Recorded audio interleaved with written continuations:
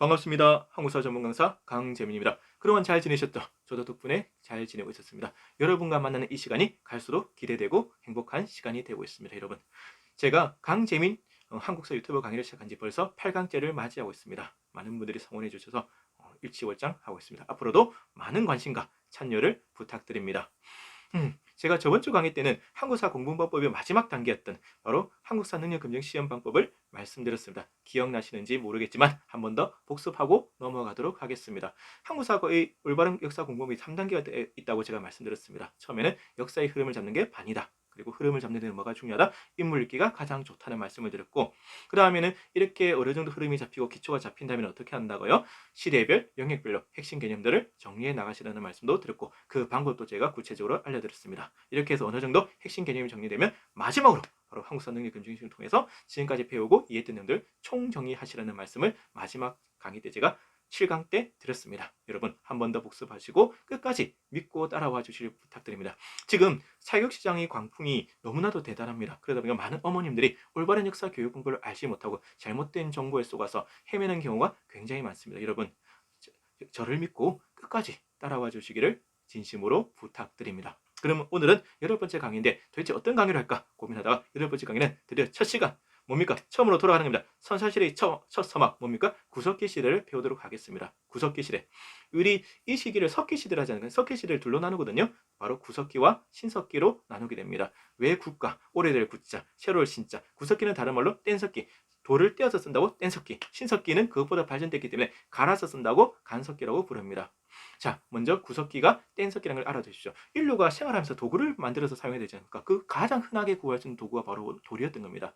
우리가 생활하다 보면 흔히 자연 속에서 구할 수 있는 게 바로 돌이죠. 이 돌을 처음에 어떻게 했느냐? 아직은 기술이 발달하지 못하다 보니까 이 돌을 그냥 단순하게 떼어서 쓰는 거예요. 떼어서 쓴다고 뗀석기입니다. 그러다 보니까 좀 투박해요. 날카롭지 못합니다. 정교하지 못해요. 그래서 사냥이라든지 이런데 조금은 불편함이 많았던 거죠. 아직은 초보적인 단계에 머물렀던 게 바로 구석기 시대라고 할 수 있습니다. 그럼 실제 포인트는 뭐냐? 구석기 시대의 사람들의 대표적인 생활 모습과 대표적인 유물과 대표적인 유적지를 공부하시면 됩니다. 뭐라고요? 구석기 시대 사람들의 생활 모습, 대표적인 유물, 그리고 유적을 공부하시면 됩니다. 오늘도 제가 핵심만 딱딱 집어드리도록 하겠습니다. 구석기 시대 때는 어떻습니까? 여러분, 수렵과 채집, 오로를 하게 됩니다. 수렵은 사냥, 채집은 산이나 들에서 열매를 채취하는 거, 오로는 낚시 같은 겁니다. 자, 이렇게 자연적인 상태에서 채취를 하다 보니까 끊임없이 이동할 수밖에 없어요. 즉 이동 생활을 한다는 거다. 정착이 아닙니다. 왜 이동을 해야 되죠? 먹거리가 떨어지게 되면 다른 곳으로 이동할 수밖에 없어요. 자, 그래서 이동 생활을 하다 보니까 좋은 집이 필요가 없습니다. 그렇지 않습니까? 여러분들도 자기 집일 때는 어떻습니까? 집을 예쁘게 치장하고 꾸미지만 남의 집을 빌려서는 전세 집일 때는 그렇게까지 투자할 필요는 없죠. 어차피 또 이사 가야 되기 때문에. 따라서 구석기 시대 생활 사람들도 어떻습니까?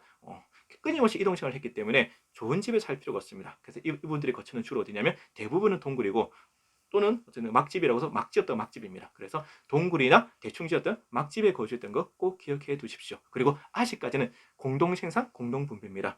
사유재산이 인정되지 않고 그러다 보면 전쟁이나 다툼도 없었습니다. 굉장히 평화로웠던 시기였던 거죠. 자, 이게 바로 구석기 시대의 대표적인 생활 모습입니다. 그럼 대표적인 유물은 뭐냐? 바로 굉장히 우리가 자주 들었던 바로 주먹도끼가 있죠.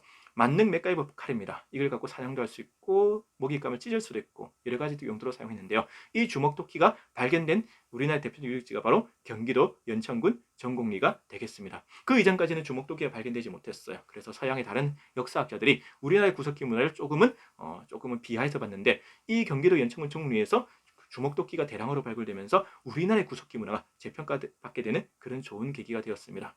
어떻게 발견됐냐? 비하인드 스토리가 있죠. 경기도 연천군 정리에서 한 주한미군 병사가 한국인 여자친구랑 데이트를 하고 있는데 우연히 돌 무더기를 발견한 겁니다. 근데 그 돌이 평범한 돌이 아니었어. 왜냐하면 이 친구가 미국에서 고고학을 전공했기 때문에 바로 알아봤던 거죠. 바로 뭐다? 바로 뭐다? 주먹도끼였던 거죠. 그래서 우리나라 선사시대의 문화, 특히 구석기 역사가 확 뒤집어지는 결정적 계기가 되었기 때문에 시험에 굉장히 자주 나오게 됩니다. 그래서 시험에는 어떻게 나오느냐? 주먹도끼 사진이 나와요. 그리고 이 도구를 사용했던 시대의 생활상으로 옳은 것은 옳지 않은 것은 이렇게 나오게 됩니다. 그래서 여러분들이 먼저 이 문제를 풀기 위해서는 뭘 알아야 됩니까? 주먹도끼가 어떻게 생겼는지를 알아야 되고, 그리고 그 주먹도끼가 구석기 시대를 대표하는 유물이라는 걸 알아야 되고, 그 다음에 이 구석기 시대의 대표적인 생활 모습까지 알아야 풀 수 있는 이런 문제가 흔히 출제됩니다. 꼭 기억해 주십시오. 한 번 더 복사하겠습니다. 구석기 시대 때는 이동 생활을 합니다. 그죠? 그러다 보니까 동굴이나 막집에서 주로 거주했고 수렵과 채집과 어를 통해서 식량을 획득했으며 아직까지는 사유재산이 인정되지 않는 평등한 사회였다는 거. 그리고 구석기를 대표하는 유물로는 바로 주먹도끼가 있고 이 주먹도끼는 경기도 연천군청 국내에서 대량으로 발견되면서 우리나라 구석기 문화 역사를 완전히 바꾸게 되었다는 걸 꼭 기억해 주십시오. 저는 굵고 짧게 핵심만 찝어주도록 하겠습니다. 너무 길게 하면 힘들어지게 될 겁니다. 자, 오늘은 제가 여기서 마무리하도록 다음에는 뭘 하겠습니까? 바로 신석기입니다. 갈아서서는 신석기. 훨씬 더 인류의 문화나 생활 상태가 진보하게 되겠죠. 그래서 신석기를 살펴보도록 할 것이고 여러분, 여러분들이 많이 시청해 주시고 많이 구독해 주셔야 제가 유튜브 강의를 더 열심히 꾸준하게 할 수 있습니다. 여러분들의 응원과 격려가 절실합니다. 많이 구독해 주시고 많이 알려주십시오. 다음에 더 좋은 강의로 찾아뵙도록 하겠습니다. 지금 코로나19로 굉장히 힘든 시기입니다. 여러분들도 힘들고 저도 힘들고 굉장히 우울하고 답답하죠. 하지만 이러할 때일수록 희망과 용기를 결코 잊지 마십시오. 결국 성공과 실패는 어디서 갈린다? 인내심과 인욕에 달렸습니다. 성공한 사람들은 항상 어떠한 역경이 오더라도 꿈과 희망을 잃지 않고 끝까지 정진했습니다. 바로 여러분도 그러셔야 됩니다. 역사를 공부하고 있지 않습니까? 역사는 우리한테 똑같은 교훈을 주고 있습니다. 꿈과 희망을 포기하지 말고 지금의 시련을 잘 이기면 나중에 성공할 것이라는 교훈을 우리한테 주고 있습니다. 여러분 조금만 더 힘을 내시고 항상 건강하시고 행복하십시오. 다음에 더 좋은 강의로 여러분들을 찾아뵙도록 하겠습니다. 지금까지 한국사 전문 강사 강재민이었습니다.